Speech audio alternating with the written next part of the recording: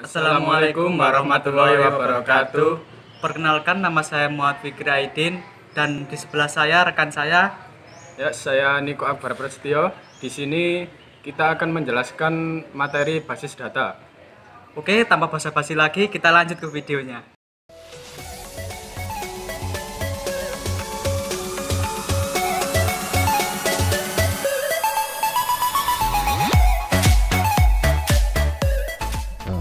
Pada kesempatan kali ini saya akan menjelaskan chapter 6, yaitu normalisasi 3NF dan BCNF, dimana ini normalisasi yang terakhir. Jika 3NF tidak berhasil, maka akan dilanjutkan pada BCNF, dan jika BCNF tidak berhasil, maka akan dilanjutkan BCNF langsung terus.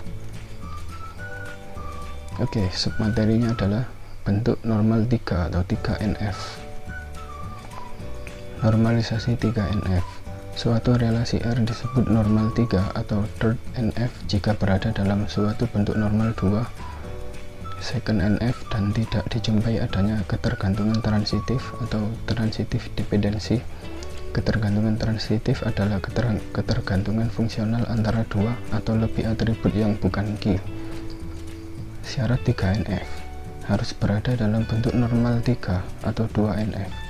Ketergantungan field yang bukan PK adalah harus secara mutlak full dependent, artinya tidak harus ada transitif dependensi, ketergantungan secara transitif. Oke, berikut ini adalah contoh 3NF, bentuk normal ke 2NF.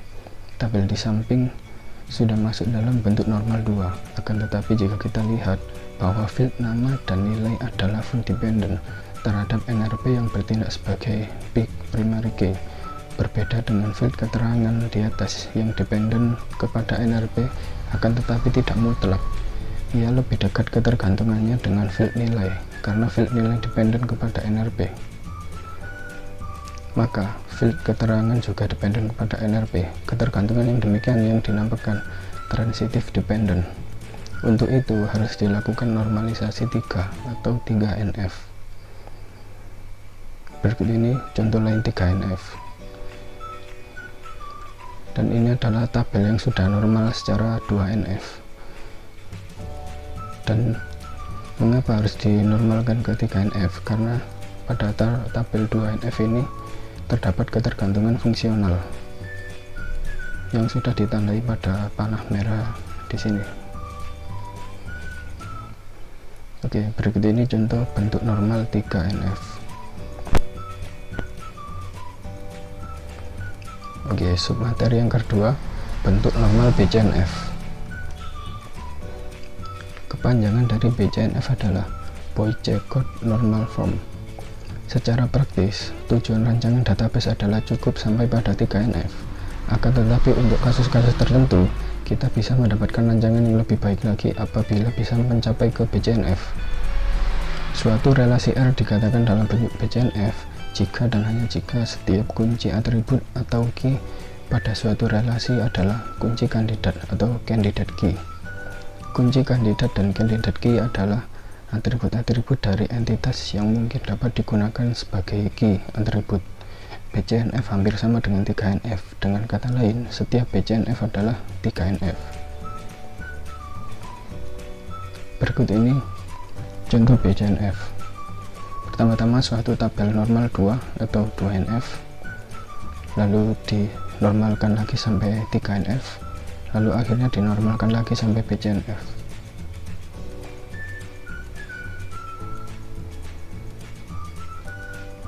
Nah, berikut ini tabelnya dan penjelasannya ada di sini. Pembimbing bagian dari kunci primer yang bersifat komposit atribut mata kuliah secara fungsional bergantung pada pembimbing menjadi atribut bukan kunci.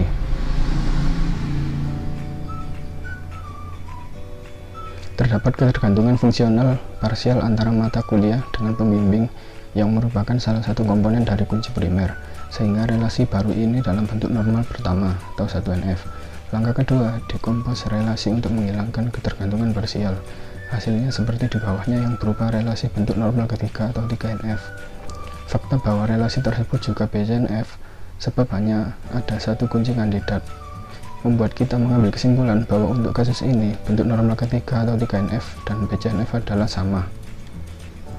Oke, saya kira cukup sekian yang akan saya sampaikan. Apabila ada salah kata, saya mohon maaf yang sebesar-besarnya. Wassalamualaikum warahmatullahi wabarakatuh.